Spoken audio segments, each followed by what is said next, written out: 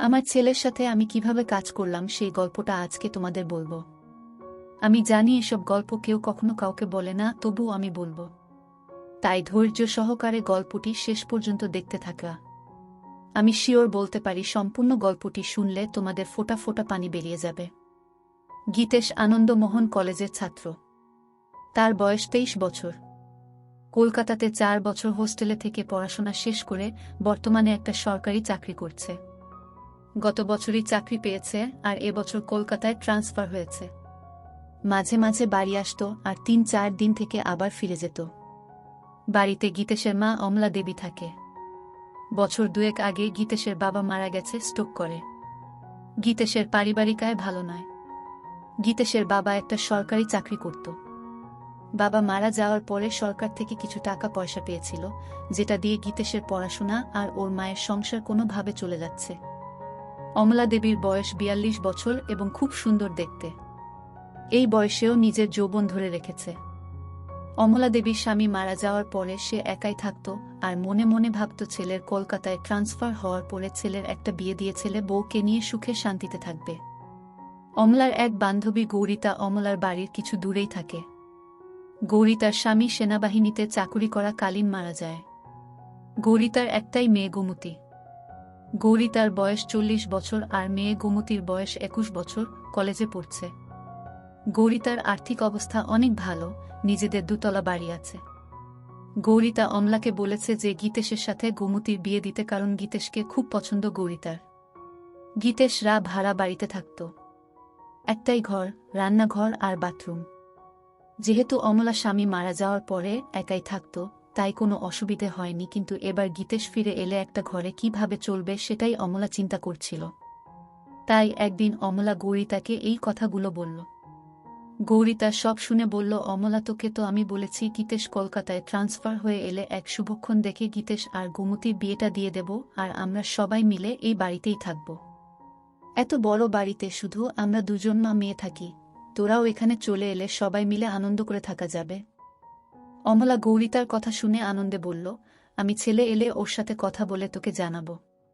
কিছুদিনের মধ্যে গীতেশ ফোন করে জানালো যে শুক্রবার সে বাড়ি আসছে। প্রায় 6 মাস পরে গীতেশ বাড়ি ফিরছে বলে সেদিন অমলা ভালো ভালো রান্না করে রেখেছিল। তারপর স্নান করে একটা ভালো শাড়ি পরে ছেলের জন্য অধীর আগ্রহে অপেক্ষা করছিল। প্রায় 11টা নাগাদ গীতেশ বাড়ির সামনে এসে দরজায় কড়া নাড়ল।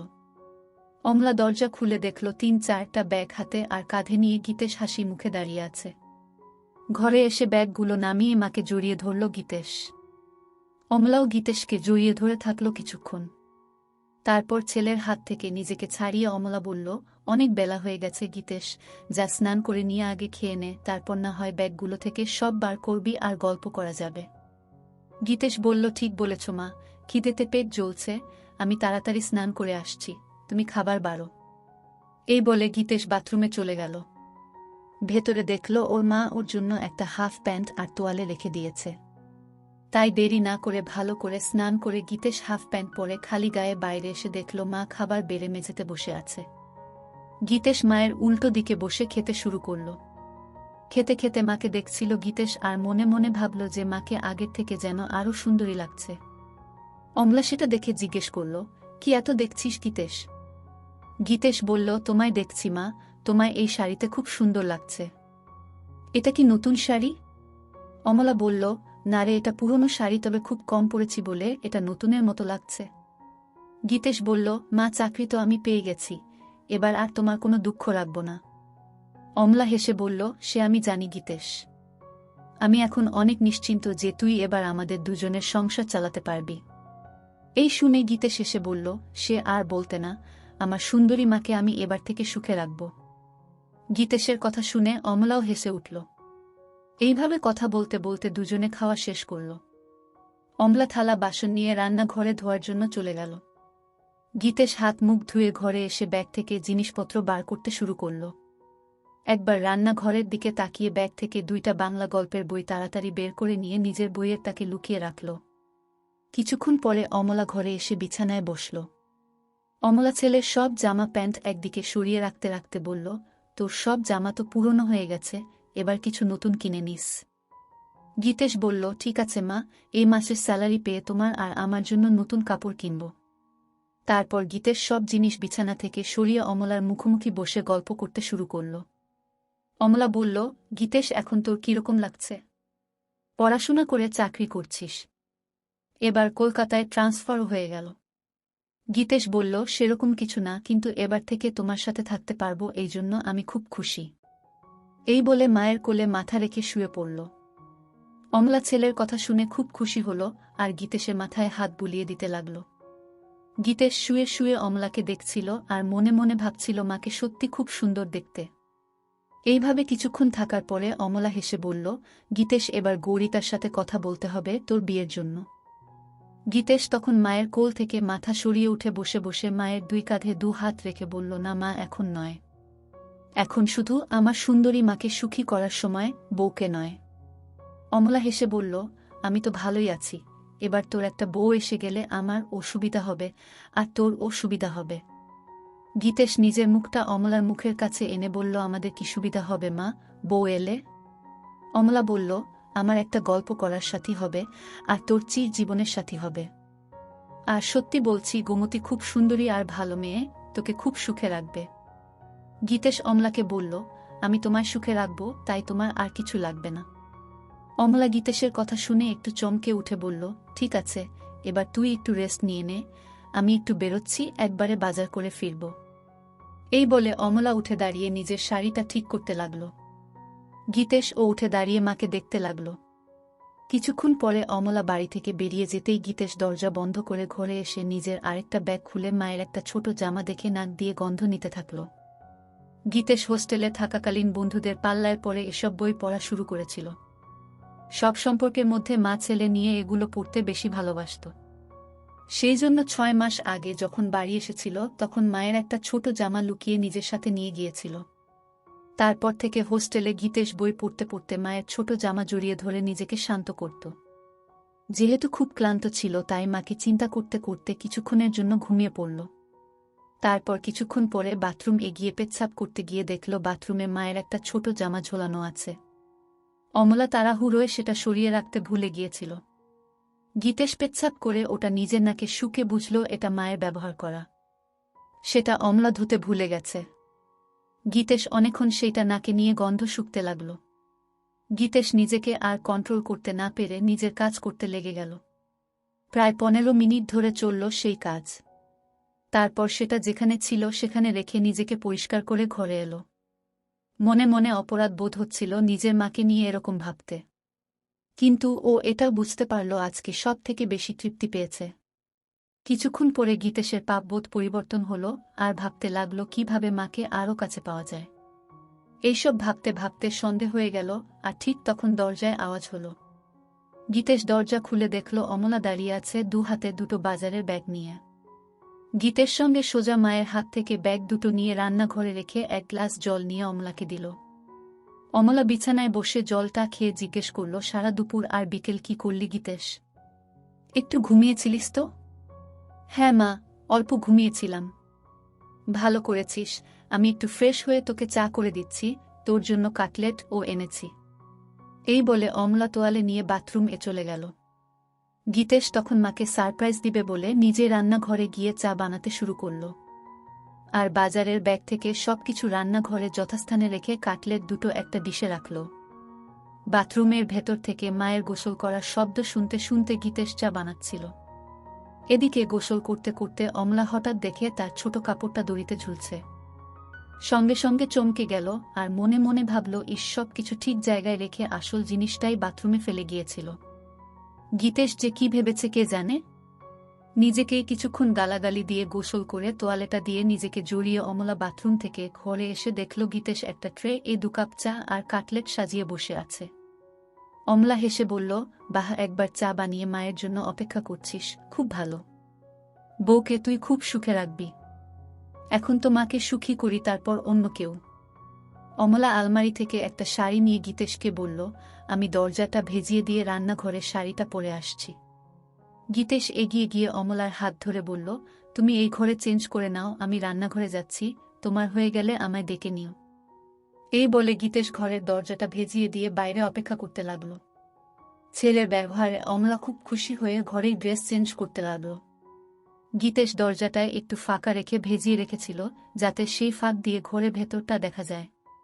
গীতেশ দরজার ফাঁক থেকে চোখ রাখতেই ঘরের ভেতরের দৃশ্য দেখে অবাক হয়ে যায়। এদিকে অমলা ততক্ষণে শাড়িটাও পরে নিয়ে গীতেশকে ডাকল ঘরের ভেতরে আসার জন্য। গীতেশ মায়ের ডাক শুনে একটু চমকে গিয়ে ঘরের ভেতরে এলো এবং হঠাৎ খেয়াল করল ওটা শক্ত হয়ে দাঁড়িয়ে আছে। কোনোক্রমে এক হাত দিয়ে সামাল দিয়ে বিছানাতে বসল। অমলা তখন আয়নার সামনে দাঁড়িয়ে চুল আঁচড়াচ্ছিল, তাই ছেলের দিকে খেয়াল করেনি। গীতেশ অমলাকে ডাকল, এসো মা, চা আর কাটলেট ঠান্ডা হয়ে যাবে, খেয়ে নাও আগে। ঠিক আছে, চল খেয়ে নি। এই বলে বিছানায় এসে গীতেশের মুখোমুখি বসল। দুজনে একসাথে কাটলেট আর চা খেতে লাগল। বাহ গীতেশ, চাটা তো খুব ভালো বানিয়েছিস। তোমার ভালো লেগেছে মা? আমি হোস্টেলে মাঝে মাঝে নিজেই চা করে খেতাম। অমলা হেসে উঠে গীতেশের গালটা ধরে বলল, সত্যি ভালো হয়েছে, আমার ছেলে এখন নিজের খেয়াল নিজে রাখতে পারবে। গীতেশ ও তখন মায়ের গালটা ধরে বলল, তোমারও সব খেয়াল রাখবে তোমার ছেলে। দুজনেই একসাথে হেসে উঠল। আচ্ছা গীতেশ, তোর চাকরি শুরু কবে থেকে? আজ ২৮ তারিখ, পরের মাসের ৮ তারিখে অফিস জয়েন করতে হবে। একটা কথা বলার ছিল। কি কথা মা, বলো। গৌরিতাকে তোর মনে আছে? গৌরিতা মাসি কেন মনে রাখবো না মা, আমায় এত ভালোবাসে। সেটা জানি, তোকে ভালোবাসে বলেই একটা প্রস্তাব রেখেছে। কি প্রস্তাব? গৌরিতা তোর সাথে গোমতীর বিয়ে দিতে চায়। গীতেশ লজ্জা পেয়ে বলল, এখন আমি বিয়ে করব না। গৌরিতা বলেছে গোমতীর সাথে তোর বিয়ে হবার পরে আমরা সবাই ওর বাড়িতে থাকব। আমি বলেছি যে গীতেশের সাথে কথা বলে জানাবো। তুই কি বলিস এ ব্যাপারে? বিয়ের ব্যাপারটায় আমায় একটু সময় দাও। বুঝলাম ছেলে লজ্জা করছে, ঠিক আছে, তুই সময় নিয়ে চিন্তা করে আমায় জানাস। কিন্তু আমাদের ঘরটা খুব ছোট দুজনের জন্য। আগে তুই ছোট ছিলিস তাই কোনো মতে চলে যেত, কিন্তু এখন তুই বড় হয়ে গেছিস। এমন কিছু ছোট নয় আমাদের ঘর, আমাদের দুজনের জন্য যথেষ্ট। কিন্তু তোর অসুবিধে হবে, আমি যখন কাপড় চেঞ্জ করব তখন তোকে বাইরে অপেক্ষা করতে হবে, এছাড়াও এই একটা বিছানায় দুজনের হবে না। গীতেশ অমলার কথা শুনে মনে মনে বলল, আমি তো চাই তুমি ঘরে কাপড় ছাড়বে, আর আমি দরজার ফাঁক দিয়ে তোমার দেখব। অমলা গীতেশের দিকে তাকিয়ে বলল, কি ভাবছিস এত? কি করবি সেটা তো বল। গীতেশ সঙ্গে সঙ্গে বলল, না কিছু ভাবছিলাম না, তবে এখন ওখানে যাব না, কিছুদিন চাকরি করে স্যালারি জমিয়ে তারপর না হয় যাওয়া যেতে পারে। ঠিক আছে, তোর যেটা ভালো মনে হয় সেটাই হবে। ঠিক আছে, তুই টিভি দেখ, আমি রাতের রান্নাটা করে নি। এই বলে অমলা চায়ের ট্রেটা নিয়ে রান্নাঘরে চলে গেল। গীতেশ টিভি দেখতে লাগল, কিন্তু ভালো লাগছিল না। তাই গীতেশ রান্নাঘরে গিয়ে দেখল মা এক মনে গুনগুন করে গান গাইতে গাইতে রান্না করছিল। গীতেশ পেছন থেকে অমলাকে একটু হামি দিয়ে জিজ্ঞেস করল, মা আজ কি রান্না করছ? অমলা চমকে উঠে হালকা হেসে বলল, আজ ডিমের ঝোল, ভাত আর আলু পোস্তা। গীতেশ মায়ের কানে কানে বলল, তোমার হাতের রান্নার কোনো জবাব নেই মা। অমলা নিজেকে ছাড়িয়ে নিয়ে বলল, এই দুষ্টু এখন ছাড় আমায়, না হলে রান্না করতে দেরি হয়ে যাবে। গীতেশ আরও হামি দিয়ে বলল, আমার মিষ্টি মায়ের হাতের রান্নায় আমার মন ভরে যায়। অমলা হেসে বলল, এবার যা এখান থেকে, আমায় রান্নাটা করতে দে। গীতেশ তখন ঘরে চলে এসে আবার টিভি দেখতে লাগল। প্রায় ১ ঘন্টা পরে অমলা এসে গীতেশের পাশে বসল। অমলা পুরো ঘেমে গেছে রান্না করতে করতে। গীতেশ বলল, মা তুমি তো ঘেমে গেছ, শাড়িটা চেঞ্জ করে অন্য কিছু পরে নাও। ছেলের কথা শুনে অমলা বলল, আমি ভাবছিলাম তুই কি ভাববি, তাই অন্য কিছু পরছিলাম না। গীতেশ অবাক হয়ে অমলার দিকে তাকিয়ে বলল, আমি আবার কি ভাবব? যাও চেঞ্জ করে নাও, আমি রান্নাঘরে যাচ্ছি। অমলা বলল, আমি বাথরুম এ চেঞ্জ করে নিচ্ছি, তুই টিভি দেখো। এই বলে অমলা বাথরুম এ চলে গেল। গীতেশ মনে মনে ভাবল, আরেকটা সুযোগ নষ্ট হলো মাকে ওভাবে দেখার। অমলা বাথরুমে গিয়ে নিজের গা ধুতে ধুতে রান্নাঘরে গীতেশের ওইরকম ভাবে জড়িয়ে ধরার কথা ভাবতে লাগল। মনে মনে ভাবছিল, গীতেশ কি তাহলে ইচ্ছে করে ওসব করছিল না, এটা হঠাৎ হয়েছিল। একটু চোখে চোখে গীতেশকে রাখতে হবে, কারণ এই বয়সটা খুব বাজে। এসব ভাবতে ভাবতে স্নান শেষ করে কাপড়টা পরে নিল। গীতেশ না থাকলে মাঝে মাঝে অমলা এক কাপড়েই রাতে ঘুমাত, কিন্তু এখন সেটা আর হবে না। এমনিতে অমলা খুব ওই স্বভাবের, আর স্বামী মারা যাওয়ার পরে সেটা আরও বেড়ে গেছে। কিছুক্ষণ পরে অমলা বাথরুম থেকে বেরিয়ে এসে গীতেশ এর সাথে বসে একসাথে টিভি দেখতে দেখতে এটা সেটা গল্প করতে লাগল। রাত প্রায় 10টা বাজে ঘড়িতে। এবার খাবার পালা, তাই অমলা রান্নাঘরে গিয়ে খাবার বেড়ে নিয়ে এলো। গীতেশ আর অমলা দুজনে মেঝেতে বাবু হয়ে মুখোমুখি বসে খেতে শুরু করল। গীতেশ খেতে খেতে মায়ের দিকে তাকাতেই দেখল অমলা নিচু হয়ে যখন খাবার মুখে দিচ্ছিল তখন মায়েরটা নিচে নেমে যাচ্ছিল আর গীতেশটা দেখা যাচ্ছিল। কিন্তু হঠাৎ অমলা গীতেশের দিকে তাকিয়ে দেখতে পায় যে গীতেশ ওর দিকে তাকিয়ে আছে। সঙ্গে সঙ্গে নিজের কাপড়টা একটু উপরে তুলে নিল আর তখন গীতেশ আর অমলার চোখাচোখি হল। গীতেশ লজ্জায় মাথা নিচু করে ভাবতে লাগল, ইস মা এবার বুঝতে পেরেছে, বকে না দেয়। কিন্তু অমলা কিছুই বলল না, শুধু বলল খাবারের দিকে মন দে। গীতেশ হাফ ছেড়ে বাঁচল। এইভাবে দুজনের খাওয়া শেষ হল। তারপর অমলা সব বাসন ধুয়ে ঘরে এসে মেঝেতে বিছানা করতে লাগল। সেটা দেখে গীতেশ জিজ্ঞেস করল, মা তুমি কি নিচে শুবে? হ্যাঁ রে, বিছানায় দুজনের অসুবিধে হবে। গীতেশ সঙ্গে সঙ্গে অমলার হাত থেকে সবকিছু কেড়ে বিছানায় রেখে বলল, এই খাটে আমাদের দুজনের ভালো মতো হয়ে যাবে, তাই তুমি চিন্তা করো না। অমলা কিছু একটা বলতে যাচ্ছিল কিন্তু গীতেশের জেদে মুখে আর কিছু বলল না। কিছুক্ষণ পরে লাইট অফ করে দুজনে শুয়ে পড়ল। গীতেশ ক্লান্ত ছিল তাই কিছুক্ষণের মধ্যে ঘুমিয়ে পড়ল। অমলা শুয়ে শুয়ে সারা দিনের কথা ভাবতে লাগল। বিশেষ করে রাতে ছেলে যেভাবে এক দৃষ্টিতে তার দিকে তাকিয়েছিল। ভাবতে ভাবতে একটু তুরা হয়ে পড়ল। মনে মনে চিন্তা করল যে এবার থেকে গীতেশের সবকিছু ভালোমতো লক্ষ্য করতে হবে। এইসব ভাবতে ভাবতে অমলা ঘুমিয়ে পড়ল। চিরকাল খুব সকাল সকাল ঘুম থেকে ওঠা অমলার অভ্যাস। অমলা ঘুম থেকে উঠে গীতেশের দিকে তাকিয়ে দেখল গীতেশ গভীর ঘুমে আচ্ছন্ন। একটু নিচের দিকে তাকাতে দেখল গীতেশের হাফ প্যান্ট তাবু হয়ে গেছে। সেটা দেখে অমলা মনে মনে ভাবল ছেলে এমন কিছু স্বপ্ন দেখছে যাতে তাবু হয়ে গেছে। তারপর নিজের মনে হাসতে হাসতে বাথরুমে চলে গেল। তারপর রান্না করে নিজে স্নান করে শাড়ি পরে চায়ের কাপ হাতে নিয়ে গীতেশকে ডাকল। গীতেশ ঘুম থেকে উঠে দেখল মা চায়ের কাপ হাতে দাঁড়িয়ে আছে একটা সুন্দর শাড়ি পরে। কটা বাজে মা? এত সকালে তোমার স্নান হয়ে গেছে? 10টা বাজছে, আমায় একটু গৌরিতার সাথে বেরোতে হবে। তোর জন্য রান্না করা আছে, দুপুরে স্নান করে খেয়ে নিস। সন্ধেবেলায় আবার দেখা হবে। ঠিক আছে মা, তুমি চিন্তা করো না। কাল তো রবিবার। কেন কোথাও বেরোবি নাকি? গীতেশ অমলার হাত থেকে কাপটা নিয়ে টেবিলে রেখে অমলাকে ধরে একটা পাপ্পা দিয়ে বলল, দেখি কি প্ল্যান করা যায়। অমলা নিজেকে ছাড়াবার চেষ্টা করে বলল, আবার দুষ্টুমি হচ্ছে, আমার শাড়ি নষ্ট হয়ে যাবে, এখন ছাড় আমায়, পরে জড়িয়ে ধরার অনেক সময় পাবি। তোমায় ছাড়তে ইচ্ছে করছে না মা। এই বলে আবার অমলাকে ধরে গীতেশ আর মায়ের শরীরের কোমলতা অনুভব করতে থাকে। অমলার ও ভালো লাগছিল কিন্তু ওর দেরি হয়ে যাবে তাই জোরে করে গীতেশকে সরিয়ে দিয়ে বলল, আমি এবার আসি, বুঝলি, না হলে দেরি হয়ে যাবে, তুই সময় মতো খেয়ে নিস।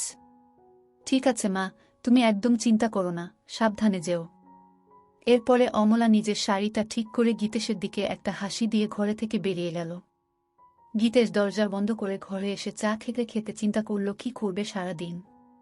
কিছুক্ষণ বসার পরে আলমারিটা খুলে মায়ের ছোট কাপড়গুলো বের করে বিছানায় রাখল। দেখল সেগুলো অনেক পুরনো হয়ে গেছে। কিছুক্ষণ নাক দিয়ে সবগুলো শুকে আবার যথাস্থানে রেখে দিয়ে আলমারিটা বন্ধ করে দিল গীতেশ। তারপর গীতেশ ঘরটা আর রান্নাঘরটা পরিষ্কার করল। গীতেশ মনে মনে একটা মতলব করল কি করে মাকে প্রতিদিন ওভাবে দেখা যায়, কারণ শাড়ি চেঞ্জ করার সময় বেশিক্ষণ দেখা যায় না।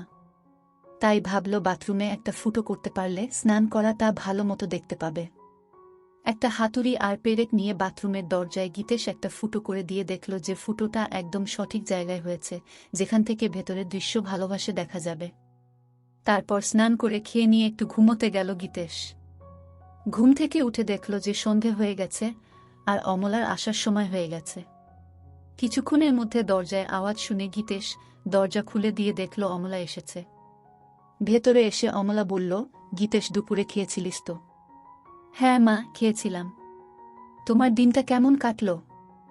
অমলা বিছানায় বসে ফ্যানের হাওয়া খেতে খেতে হেসে বলল, আমার আবার দিন কেমন কাটবে, যেরকম কাটার সেরকম কেটেছে। তুমি যাও বাথরুমে ফ্রেশ হয়ে এসো, আমি চা বানাচ্ছি। অমলা সেটা শুনে বাথরুম চলে গেল আর গীতেশ ও রান্নাঘরে চলে গেল। অমলা বাথরুমের দরজা বন্ধ করতেই গীতেশ দরজার ফুটোয় চোখ রাখল। গীতেশ শুধু দেখলো লাগলো নিজের মাকে আর এক হাত দিয়ে কাজ করতে লাগলো। এদিকে গ্যাসে জল গরম হয়ে ফুটছে, তাই তাড়াতাড়ি চা বানানোতে মন দিল। কিন্তু কিছুতেই নিজের মন থেকে মায়ের সেই রূপটা মুছতে পারল না। কিছুক্ষণ পরে গীতেশের চা বানানো শেষ হলো। এদিকে অমলার স্নান হয়ে গেছে আর অমলা বাইরে এলো। ঘরে গিয়ে অমলা চুল আঁচড়াতে লাগলো আর গীতেশ চা নিয়ে এসে বিছানায় বসে অমলাকে দেখছিল। অমলা আয়নায় সেটা দেখে গীতেশকে জিজ্ঞেস করল, সারাদিন কি করলি? রান্নাঘর পরিষ্কার করলাম। আর মনে মনে বলল, বাথরুম ফুটো করলাম তোমায় দেখব বলে। অমলা চায়ের কাপটা হাতে নিয়ে রান্নাঘরে গিয়ে দেখল ছেলে সব ভালোভাবে পরিষ্কার করেছে, আর তারপর ঘরে এসে এদিক ওদিক দেখে বলল, বাবা তুই তো সব পরিষ্কার করে দিয়েছিস, আমার লক্ষ্মী ছেলে। এই বলে চায়ের কাপটা টেবিলে রেখে 2 হাত বাড়িয়ে বলল, আমার লক্ষ্মী ছেলে, আয় আমার কাছে। গীতের সঙ্গে সঙ্গে অমলার কাছে ছুটে গেল। এইভাবে কিছুক্ষণ থাকার পরে দুজন আলাদা হলো। তারপর অমলা রান্নাঘরে চলে গেল রান্না করতে আর গীতেশ টিভি দেখতে লাগল। কিছুক্ষণ পরে রান্না শেষ হলে দুজন একসাথে খেয়ে নিল। আজ ও গীতেশ একইভাবে অমলার দিকে তাকিয়ে গভীরভাবে দেখছিল, আর আজ অমলা সেটা লক্ষ্য করল কিন্তু কিছু বলল না। এইভাবে খাওয়া শেষ করে অমলা আর গীতেশ বিছানায় শুতে এলো। দুজনে পাশাপাশি শুয়ে আছে। ঘরে নাইট বাল্বটা জ্বলছে। অমলা চিন্তা করছে গীতেশ কেন বারবার ওর দিকে তাকিয়ে থাকে। গীতেশের মাথায় শুধু মায়ের স্নান করার দৃশ্যগুলো আসছিল। এইভাবে দুজন ঘুমিয়ে পড়ল। মাঝরাতে গীতেশ টয়লেট এগিয়ে ফিরে এসে নাইট বাল্বের আলোয় দেখল লাহরটা উপরে উঠে গেছে। গীতেশ আস্তে আস্তে এসে অমলাকে দেখতে লাগল। তারপর গীতেশ মায়ের দিকে তাকিয়ে দেখল মা গভীর ঘুমে আচ্ছন্ন, তাই সাহস করে মায়ের কাছে এগিয়ে গেল। খুব ভালোই লাগছিল গীতেশের। হাত দিতেই সঙ্গে সঙ্গে অমলা একটু নড়ে উঠল। সেটা দেখেই ভয়ে গীতেশ তাড়াতাড়ি হাত সরিয়ে নিয়ে বিছানায় শুয়ে পড়ল। অমলা তখন পাশ ফিরে শুল। গীতেশ আর কিছু না করে আস্তে আস্তে ঘুমিয়ে পড়ল। পরের দিন সকালে অমলা ঘুম থেকে উঠে তাড়াতাড়ি নিজেকে ঠিক করে নিয়ে ছেলেটির দিকে তাকিয়ে দেখল ছেলে উপুর হয়ে ঘুমে মগ্ন। তারপর বাথরুমে চলে গিয়ে নিজেকে ফ্রেশ করে অমলা চা বানাতে লাগল। গীতেশ উঠে ড্রেস চেঞ্জ করে বাজারে চলে গেল। অমলা ভাবতে থাকল কি হচ্ছে এসব। হোস্টেল থেকে ফেরার পর থেকে গীতেশের আচরণের কেমন পরিবর্তন এসেছে। এসব ভাবতে ভাবতে ঘরে গিয়ে বসল। বাজার যেহেতু অনেক দূরে, তাই গীতেশের ফিরতে ফিরতে আরও 1-2 ঘন্টা লাগবে। এদিক ওদিক দেখতে দেখতে হঠাৎ দেখল গীতেশের বইয়ের তাকে বইগুলো কেমন যেন অগোছালো আছে। তাই অমলা বইগুলো তাক থেকে নামিয়ে ঘোচাতে লাগল আর মনে মনে ভাবল ছেলে রান্নাঘর সব পরিষ্কার করেছে, অথচ নিজের বইয়ের তাক সাজাতে ভুলে গেছে। একটার পর একটা বই সাজিয়ে রাখতে রাখতে অমলা দেখল একটা মোটা বইয়ের ভেতর কিছু যেন আছে। বইটা খুলতেই দেখল একটা পাতলা বই মলার দেয়া। অমলা ভাবতে লাগল কি বই যে মোটা বইয়ের ভেতরে গীতেশ রেখেছে। গল্পের বইটা হাতে নিয়ে একটা পাতা উল্টোতেই কভার ফটো আর নাম দেখে অমলা চমকে উঠল। বই যা দেখল তাতে তো নিজের চোখকে বিশ্বাস করতে পারছে না। এও কি সম্ভব? পাতা উল্টাতেই দেখল মা ছেলের গল্প। সূচিপত্র দেখে আরেকবার চমকালো অমলা। একটা গল্পের কিছুটা অংশ পড়ল, অবাক হয়ে ভাবতে লাগল এটা কিভাবে সম্ভব, আর গীতেশ এই বই পেল কোথায়? তাহলে কি এসব গল্প পড়েই সে আমাকে নিয়ে ওসব কথা ভাবে? অমলা বিছানায় শুয়ে শুয়ে 2টো গল্প শেষ করল এবং এতটাই উত্তেজিত হয়ে গেল যে বিছানায় শুয়ে শুয়েই তারপর বইটা জায়গা মতো রেখে দিয়ে বাথরুম চলে গিয়ে অমলা নিজেকে পরিষ্কার করল। অনেকদিন পরে আজ অমলা খুব উত্তেজনা অনুভব করল। হঠাৎ দরজার আওয়াজ শুনে অমলা দরজাটা খুলে দেখল গীতেশ। গীতেশ ভেতরে এসে মাংসটা মায়ের হাতে দিল। মায়ের দিকে তাকিয়ে দেখল মায়ের কপালে ঘাম আর মায়ের চোখ মুখটা কেমন যেন লাগছে। সঙ্গে সঙ্গে গীতেশ মায়ের 2 গালে 2টো হাত রেখে জিজ্ঞেস করল, মা তোমার কি শরীর খারাপ লাগছে, এত ঘেমে আছো কেন? অমলা নিজের ঘোমটা মুছে বলল, কিছু না বাবা, গরম করছিল তাই। গীতেশ তখন বলল, ঠিক বলেছ মা, আজ বেশ গরম। গীতেশ বলল, মা আমি একটু বেরোচ্ছি, এক বন্ধুর সাথে দেখা করে চলে আসব। ঠিক আছে, বেশি দেরি করিস না, আমি রান্না তাড়াতাড়ি করে নেব। এই বলে গীতেশ বেরিয়ে গেল। অমলা দরজা বন্ধ করে ভাবল, আর একটু হলেই ছেলে বুঝতে পারত যে এটা গরমের ঘাম নয়, এটা অন্য কিছুর ঘাম। এই ভেবে নিজের মনে হাসতে লাগল। গল্পের বাকি অংশ পরের ভিডিওতে দেওয়া হবে, তাই সবাই চ্যানেলটি সাবস্ক্রাইব করে রাখো।